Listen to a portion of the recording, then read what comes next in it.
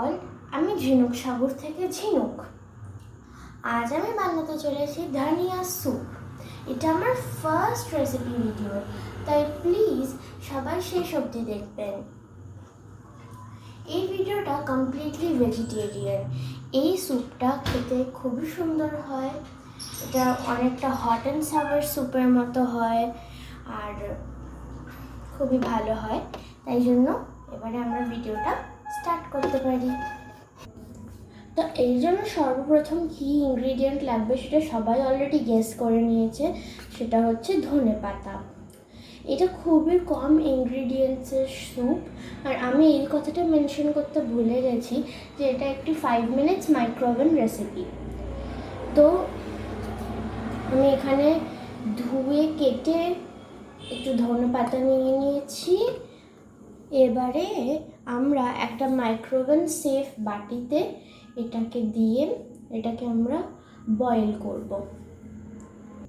তো এখানে আমি নিয়ে চলে এসেছি একটা মোটামুটি সাইজের মাইক্রোওভেন প্রুফ বাটি। তো এর ভেতরে আমি এবার এই ধনেপাতা কুচিগুলো দিয়ে দেব।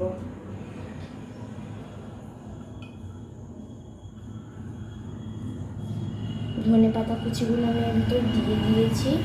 আমার হচ্ছে একটু বেশি জল হয়ে গেছে, তাই আমি একটুখানি জল কমিয়ে নেব। আর আমি ধনেপাতাগুলো তাই আমি জলটা একটু কমিয়ে নিই। তারপরে আমি আবার কি আর বলবো, আপনাদের জন্য 1 সেকেন্ড হবে এটা। হ্যাঁ, তো এবার আপনি এটাকে স্লাইটলি জলটাকে একটু কমিয়ে নিয়ে আবার ভরে দিয়েছি। এবারে আমরা মাইক্রোওভেনের দিকে যাব। আমরা এটাকে মাইক্রোওভেনের ভেতরে দিয়ে দেব।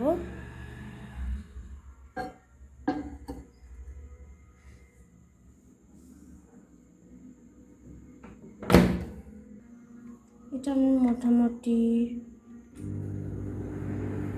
4 মিনিটস ফার্স্টে করে দেখব। এবার আমরা দিয়ে নেব স্বাদ মতো নুন।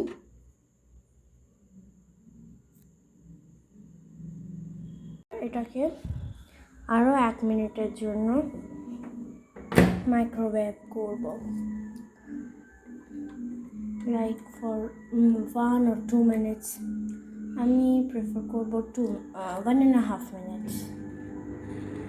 আর আমি মোডটা দেখাতে ভুলে গেছি, মিডিয়াম হাই। তো এই যে এখানে আমি বের করে নিয়েছি স্যুপটা। এবারে এটাকে আমরা ফার্স্টে স্ট্রেন করে নেব। তো এখানে আমি নিয়ে চলে এসেছি এটাকে স্ট্রেন করার পরে অফকোর্স কিছু ধনেপাতা তো থাকবে, না হলে এটা ধনিয়া স্যুপ আর কী করে মনে হবে। এর ভেতরে আমি অলরেডি একটু সল্ট তো দিয়েছিলাম, কিন্তু এবার এটাকে এর ভেতরে আমরা একটু বাটার দিতে পারি। যদি টেস্ট করে মনে হয় আর একটু সল্ট লাগবে, সল্টও দিতে পারি। আর অফকোর্স ব্ল্যাক পেপার।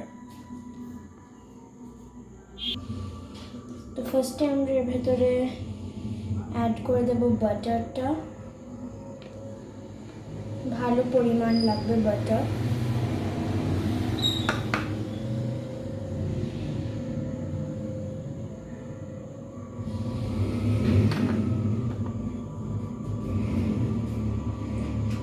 নেক্সট এটাকে আমি ভালো করে একটু মিশিয়ে নেব উইথ দ্য স্যুপ।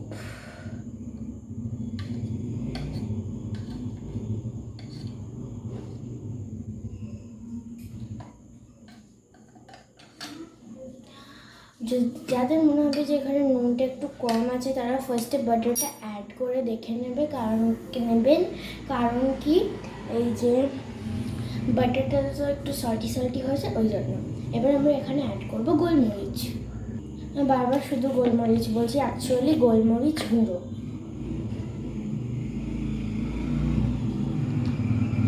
স্বাদ মতো গোলমরিচ গুঁড়ো।